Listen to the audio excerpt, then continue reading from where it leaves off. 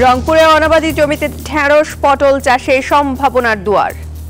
ঢেঁড়সের টাকা 28 টাকা 30 টাকা পাইকারি দরে বিক্রি করতেছি। মানে বীজ সহ খরচ মনে করো 20,000-এর মতো হয়েছে, বিক্রি করছি লাখ দেড় লাখের মতো।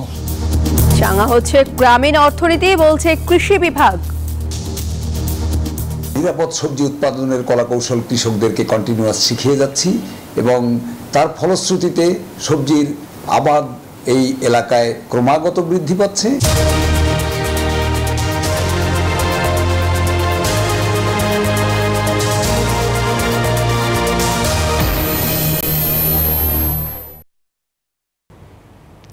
দেখছিলেন বসুন্ধরাটি প্রধান শিরোনাম, এবার জানিয়ে দেব কৃষির অন্যান্য শিরোনামগুলো। বানের জলে ডুবছে ফসলি জমি, পুকুরের মাছ, ক্ষতি পুষিয়ে নিতে সহায়তার দিকে তাকিয়ে ক্ষতিগ্রস্তরা।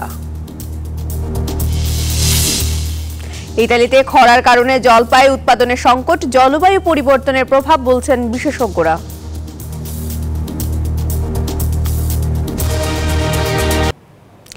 অনাবাদি জমিতে ঢেঁড়স ও পটল চাষ করে সংসারের চাকা সচল রেখেছেন রংপুরের কৃষকরা। ঘুচিয়েছেন দরিদ্রতাও, আর তাদের লাভের পরিমাণ বৃদ্ধি করতে বিভিন্ন পরামর্শ দিয়ে সহযোগিতা করছে কৃষি বিভাগও। রেজাউল করিম মানিকের রিপোর্টে বিস্তারিত।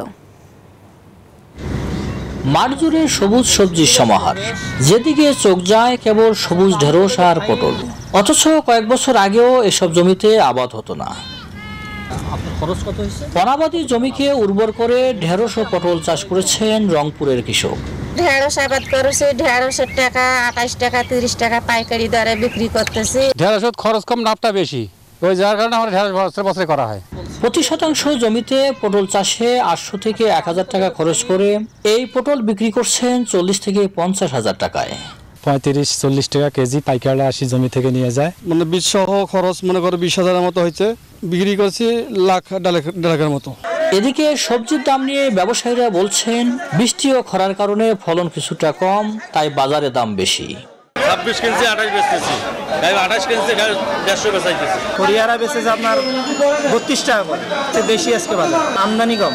কৃষকদের লাভের পরিমাণ বাড়িয়ে দিতে নিরাপদ সবজি চাষে সহযোগিতা করছে কৃষি বিভাগ। নিরাপদ সবজি উৎপাদনের কলাকৌশল কৃষকদেরকে কন্টিনিউয়াস শিখিয়ে যাচ্ছি এবং তার ফলশ্রুতিতে সবজির আবাদ এই এলাকায় ক্রমাগত বৃদ্ধি পাচ্ছে। কৃষকরা নিরাপদ সবজি উৎপাদনে প্রশিক্ষিত হচ্ছে।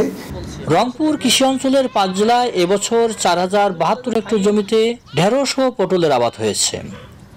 শস্য ভাণ্ডার খ্যাত রংপুর অঞ্চলের কৃষকরা একসময় মঙ্গার সাথে যুদ্ধ করত, কিন্তু সেই চিত্র এখন পাল্টে গেছে। বিশেষ করে নানা ধরনের সবজি চাষ করে কৃষকরা এখন স্বাবলম্বী হয়েছে। এদিকে ঢেঁড়স ও পটল চাষ করে ভাগের চাকা ঘুরিয়েছে রংপুর অঞ্চলের চাষিরা। তাদের দাবি, কৃষি বিভাগ যদি তাদের ভালোভাবে পরামর্শ দিত তাহলে তারা আরও লাভবান হতো। রেজাউল করিম মানিক, নিউজ 24, মিঠাপুকুর, রংপুর। এদিকে গরমকালীন সবজি আবাদে ব্যস্ত বগুড়ার চাষিরা। এ নিয়ে আরও জানাতে আমাদের সাথে সরাসরি যুক্ত হচ্ছেন সহকর্মী আব্দুস সালাম বাবু। বাবু, কৃষকরা কি কি সবজি চাষ করছেন এবং এবার ফলন কেমন হচ্ছে?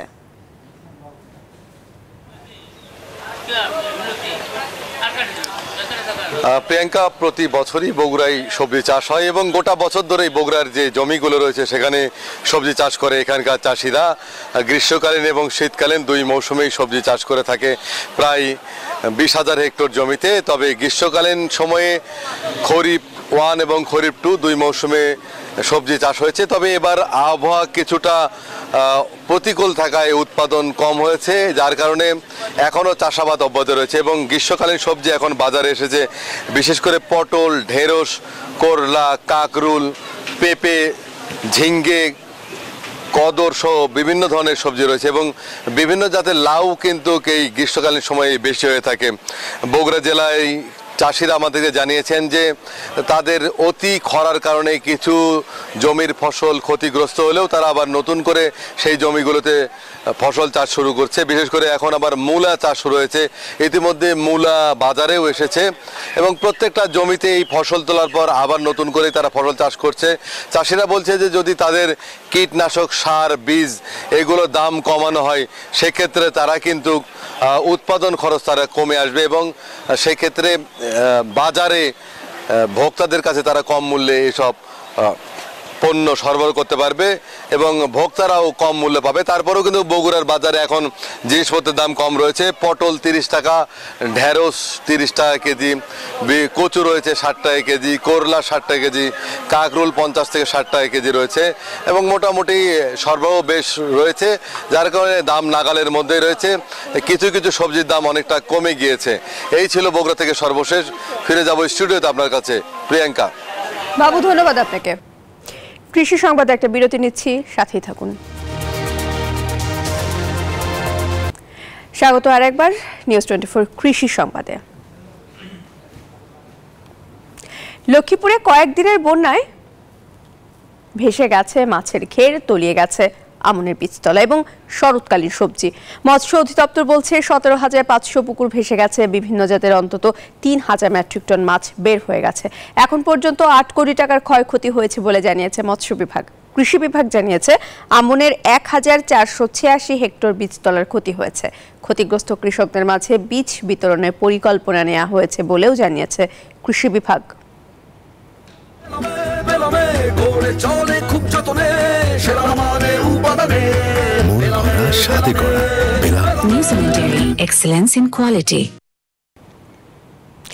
এ নিয়ে আরো জানাতে লক্ষ্মীপুর থেকে মুহূর্তে যুক্ত হচ্ছেন সহকর্মী সাইদুল ইসলাম পাবেল।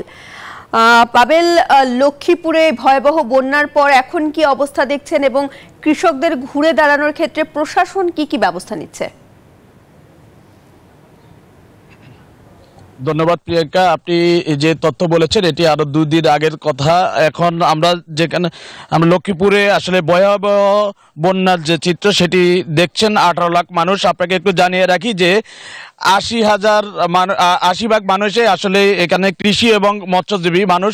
এখানে বেসে গেছে পুকুর এবং জলাশয়, এখানে ভেঙে গেছে পুকুরের পাড়, এখানে ক্ষতিগ্রস্ত হয়েছে ব্যাপক। আমি একটু আগে কথা বলেছি কয়েকজন মৎস্যচাষীর সঙ্গে, তারা যেমনটি আমাকে জানিয়েছেন যে এক একজন মৎস্যচাষীর 5 থেকে 10 লাখ এবং 50 লাখ টাকা পর্যন্ত তাদের ক্ষয়ক্ষতি হয়েছে। তো আমি এখন এই মুহূর্তে রয়েছি লক্ষ্মীপুর সদরের বাঙ্গাখাই ইউনিয়নের অলিপুর গ্রামে। এখানে একজন মৎস্যচাষীকে যুক্ত করতে চাই আমাদের সঙ্গে। তার কি পরিমাণ ক্ষয়ক্ষতি হয়েছে যদি আমাদেরকে একটু জানান। আসসালামু আলাইকুম। আমার 8 লক্ষ টাকার মতো মৎস্য এখান থেকে চলে গিয়েছে, জাল দিয়ে মাছ রক্ষা করতে পারি নাই, বহুত ক্ষয়ক্ষতি হয়েছে। আমি ঋণ করে এই সমস্ত মৎস্য চাষ করছি, এখন আল্লাহ নিয়ে গেছে। আমাদের কি করবো, আমরা তো আর সেটা কোনো পথ খুঁজে পাচ্ছি না। জি, আপনি যেমনটি শুনলেন যে এই মৎস্যচাষীরা 8 লাখ টাকার মাছ ক্ষয়ক্ষতি হয়েছে বলে জানিয়েছেন। যে আমি জেলা মৎস্য কর্মকর্তার সঙ্গে কথা বলেছি, তিনি আমাকে যেমনটি জানিয়েছেন যে এই পর্যন্ত জেলায় 29,967টি পুকুর এবং দিঘি ভেসে গেছে এবং 195 কোটি টাকা ক্ষয়ক্ষতি হয়েছে বলে জেলা মৎস্য কর্মকর্তা আমাকে জানিয়েছেন। এই ছিল আমার কাছে সর্বশেষ। আমি ফিরে যাচ্ছি স্টুডিওতে। পাবেল, ধন্যবাদ আপনাকে। দর্শক, কৃষি সংবাদে প্রতিদিনই আপনাদের জন্য থাকছে শখের গাছের পরিচিতি। চলুন দেখে নেওয়া যাক আজ কোন গাছটি রয়েছে শখের গাছের তালিকায়। আজকের যে গাছটি শখের গাছের তালিকায় রয়েছে সেটি হলো ব্রোমেলিয়ার, যার বৈজ্ঞানিক নাম ব্রোমেলিয়াসি। উদ্ভিদটির সংক্ষিপ্ত পরিচিতি যদি বলি, এই উদ্ভিদ বন্য আনারস নামেও পরিচিত। এটি উচ্চতায় 2 মিটার পর্যন্ত বৃদ্ধি পায়। গুল্মযুক্ত রোসেটে বেশ কয়েকটি লম্বা সরু পাতা থেকে এরা মসৃণ এবং বেশ মাংসল। এটি কুড়ির রং লাল হয় এবং কমলা বা হলুদও হতে পারে এর কুড়ির রংটি। কিভাবে গাছটি লাগাবো?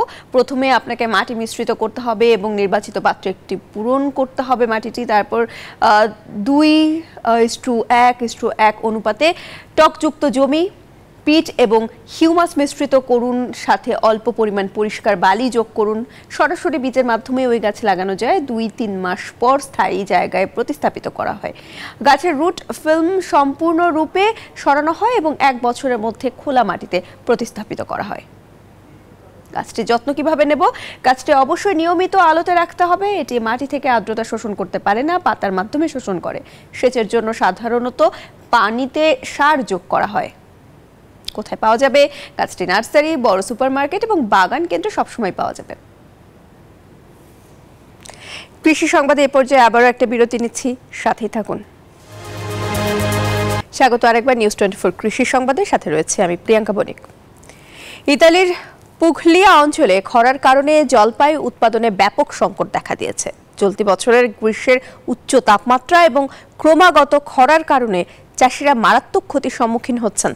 জলপাইয়ের ফলন 50% হ্রাস পাওয়ার আশঙ্কা করা হচ্ছে। বিশেষজ্ঞরা বলছেন, জলবায়ু পরিবর্তনের প্রভাবের কারণে এমন সংকট আগামীতেও চলমান থাকতে পারে। জলপাই তেল উৎপাদনকারী অঞ্চল ইতালির পুগলিয়া সর্বাধিক পরিচিত। জলপাই তেলের মূলধনের শিরোনাম ধারণ করে অঞ্চলটি। তবে চলতি বছর পুগলিয়া অঞ্চলে জলপাইয়ের ফলন 50% কম হওয়ার আশঙ্কা করা হচ্ছে। স্বাভাবিক বৃষ্টিপাতে বছরের এই সময়টায় জলপাইয়ের বীজগুলো সবুজ থাকে, কিন্তু এই বছর খরার কারণে সেগুলো কাঠের মতো শক্ত হয়ে গেছে। খরা এতটাই তীব্র হয়েছে যে পানির ঘাটতি ভবিষ্যৎ নিয়েই বড় চিন্তায় ফেলে দিয়েছে।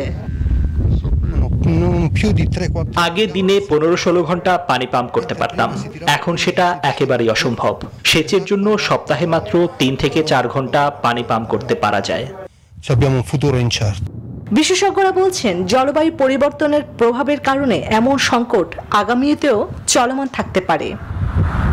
চন্দ্রানী চন্দ্রা, নিউজ 24। এই ছিল নিউজ 24 কৃষি সংবাদে। আর সংবাদ বিশ্লেষণ জানতে ভিজিট করুন news24bd.tv। ধন্যবাদ সবাইকে।